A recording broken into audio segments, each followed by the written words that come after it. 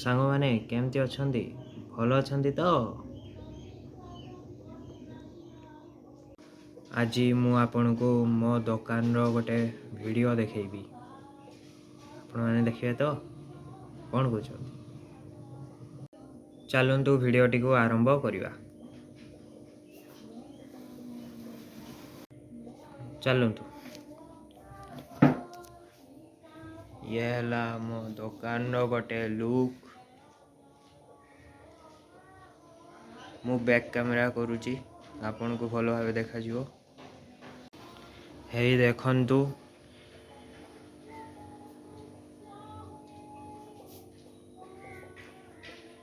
ଏଠି ଗୋଟେ wall plate ଲାଗିଛି, ଯେଉଁଠି କାନ୍ଥକୁ ସୁନ୍ଦର ଦେଖାଯିବା ପାଇଁ ୟୁଜ୍ କରାହେଉଛି। ଇଏ ସବୁ ଆମର ପ୍ରଡ଼କ୍ଟ ସବୁ ରହିଛି। ଇଏ ଆମର ଏଠି ମାଛ ରହିଛନ୍ତି। ପାଣି ଉପରେ ଧ୍ୟାନ ଦେବେନି, ପାଣିଟି ଖରାପ ହେଇଯାଇଛି, କିନ୍ତୁ ପାଣି ଚେଞ୍ଜ କରିଦେବା।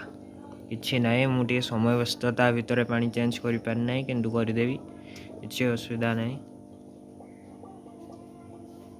ଏଠି ଆମର ଠାକୁର ରହିଛନ୍ତି।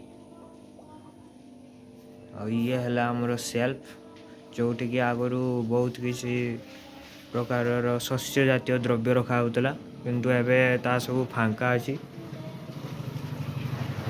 ଇଏ ଆମର ଟେବୁଲ, ଏଇଠାରେ ସବୁ ହିସାବ ପତ୍ର ହେଇଥାଏ। ଏଇଟା ଆମର ୱେଟ୍ ମେସିନ୍, ଦେଖିପାରୁଥିବେ। ଏଠି ଓଜନ ସବୁ କରାଯାଏ। ଏଇଟା ଗୋଟେ ସଟର, ଗୋଟେ ରାସ୍ତା।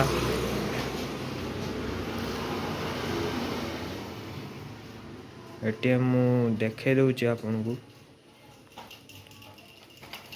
ଇଏ ହେଉଛି ପଲଭାଇଜର ମେସିନ୍ ଆମର, ଯେଉଁଥିରେ ଆମେ ଅଟା, ହଳଦୀ, ବେସନ, ଛତୁଆ ଆଦି କୁଟିଥାଉ। ଇଏ ଗୋଟେ ଆମର ମିନି ରାଇସ୍ କମ୍ ଫ୍ଲୋର୍ ମିଲ୍ଟେ ରହିଛି, ଯେଉଁଥିରେ ଅଟା ଏବଂ ଧାନ ଏକା ସାଙ୍ଗରେ ହେଇପାରେ, ଦେଖିପାରୁଥିବେ। ଏସବୁ ଆମର ପ୍ରଡ଼କ୍ଟ ସବୁ ରହିଛି, ଦେଖିପାରୁଥିବେ ଆପଣ। ଇଏ ହେଲା ଚାଉଳ, ଇଏ ହେଲା ହଳଦୀ, ବେସନ, ବୁଟ ଛତୁଆ ଏବଂ ଅଟା। ମୁଁ ଢାଙ୍କୁଣୀ ମଧ୍ୟ ଖୋଲିକି ଦେଖିବା ପାଇଁ ଚେଷ୍ଟା କରୁଛି ଆପଣଙ୍କୁ। ଇଏ ଅଟା ରହୁଛି।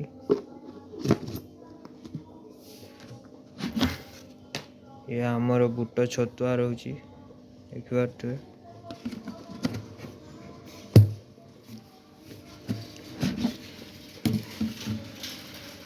ଇଏ ଆମର 100% ପିଓର ବେସନ ରହୁଛି।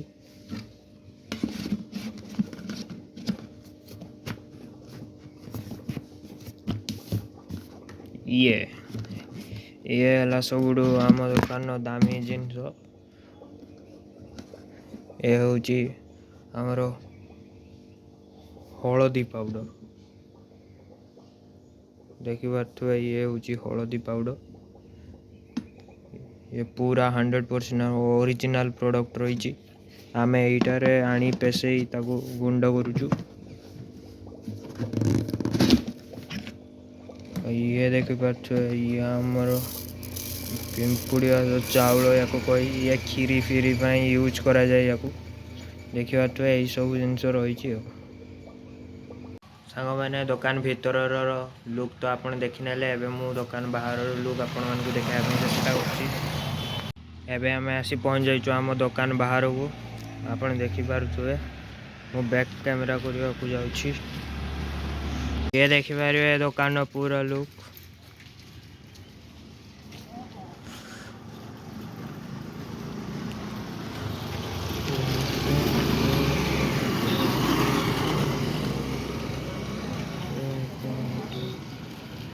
ସାଙ୍ଗମାନେ, ଭିଡ଼ିଓ କେମିତି ଲାଗିଲା ନିଶ୍ଚୟ ଜଣାଇବେ। ଆପଣ ଭିଡ଼ିଓ ଦେଖି ସାରିଲା ପରେ ଭାବୁଥିବେ ଯେ କ'ଣ ଦୋକାନ ଏତେ ଫାଙ୍କା, ନିଶ୍ଚୟ ଭାବୁଥିବେ ନା। ପ୍ରଥମେ ଦୋକାନ ବହୁତ ଜୋରସୋରରେ ଚାଲିଥିଲା ଏବଂ ଆମର ମେନ୍ ଆଇଟମ୍ ଏଠି ପେଶା ହେବାର ଆଇଟମ୍ ରହୁଥିଲା ଗହମ। ଆମ ଓଡ଼ିଶାରେ ଗହମ ଚାଷ ନାହିଁ, ତେଣୁ ବାହାରୁ ମଗାଇ ସରକାର ରେସନ୍ କାର୍ଡ଼ ବାଲାଙ୍କୁ ସବୁ ଗହମ ଦେଉଥିଲେ। ସେମାନେ ଟଙ୍କେରେ ଗହମ ଆଣି ଏଠି 5 ଟଙ୍କା ଦେଇ ପେଷେଇ ନେଉଥିଲେ। କିନ୍ତୁ ଏବେ ସରକାର ଗହମ ବନ୍ଦ କରିଦେଇଥିବାରୁ ଆମ ମେସିନ୍ ସବୁ ଏବେ ଫାଙ୍କା ବସିଛି। ଏଇଟା ହେଲା ଏବେ ସତ୍ୟତା।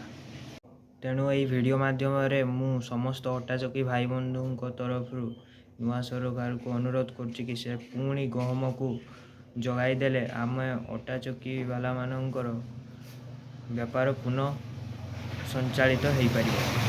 ଗହମ ଆସୁଥିବା ସମୟରେ ପ୍ରତିଦିନ ମୁଁ ଏହି ଦୋକାନରେ 1 କୁଇଣ୍ଟାଲରୁ 2 କୁଇଣ୍ଟାଲ ଗହମ ପେଷାଉଥିଲି, କିନ୍ତୁ ଏବେ ମାସ ଯାକରେ 10 କିଲୋ ଗହମ ପେଷାଇବା ବି ସ୍ୱପ୍ନ ହୋଇଯାଇଛି। ଆପଣମାନେ ତ ଜାଣିଛନ୍ତି ଆଜିକାଲି ମଧୁମେହ ମାନେ ଡାଇବେଟିସ୍ କେତେ ଜୋର ମାତ୍ରାରେ ଲୋକମାନଙ୍କୁ ଗ୍ରାସ କଲାଣି। ତେଣୁ ଭାତ ଖାଇବା ଦ୍ୱାରା ଡାଇବେଟିସ୍ର ମାତ୍ରା ବଢ଼ିଥାଏ। ତେଣୁ ଲୋକ ଏବେ ଭାତ ବଦଳରେ ଗହମ ଖାଇବା ପାଇଁ ପ୍ରିଫର୍ କରୁଛନ୍ତି। ତେଣୁ ଗହମ ଏବେ ଏକ ନିତ୍ୟାନ୍ତ ଆବଶ୍ୟକୀୟ ପଦାର୍ଥ ଅଟେ। ଗହମ ବନ୍ଦ ହୋଇଯିବା ହେତୁ ବହୁ ଅଟା ଚକି ଗ୍ରାଇଣ୍ଡର ବାଲା ଏବେ ନିଜର ବେପାରକୁ ସବୁ ବନ୍ଦ କରିସାରିଲେଣି। ମୋର ଦୃଢ଼ ଆଶା ସରକାର ନିଶ୍ଚୟ ଏଥିପ୍ରତି ଧ୍ୟାନ ଦେବେ।